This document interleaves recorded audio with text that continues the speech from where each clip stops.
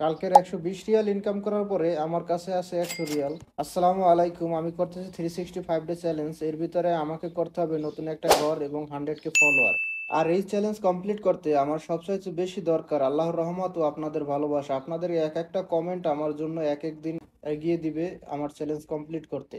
আমি জানি আমার এই চ্যালেঞ্জ কমপ্লিট করতে সবচাইতে বড় শত্রু হবে আমার অলসতা। এর জন্য সবচাইতে বেশি দরকার যেটা আপনাদের কাছ থেকে পাওয়া একটু মোটিভেশন বাস। আমাদের গ্রাম অঞ্চলে পরিচালিত একটা কথা আছে, বেশি আসা যার বাতার মোর হ্যাট। আর এই কথা বলার কারণ হচ্ছে আমি প্রতিদিন যে সময় বের হই ওর থেকে একটু আগে বের হচ্ছিলাম বেশি কাজ করার জন্য। এরপর রাত 8টার দিকে আসে একটা আলবাইকের অর্ডার। আর আপনারা অবশ্যই জানেন যারা ডেলিভারি কাজ করেন, আলবাইকের অর্ডার মানে 1 ঘন্টা লেট। আমার জন্য ব্যতিক্রম কোনো কিছুই ছিল না।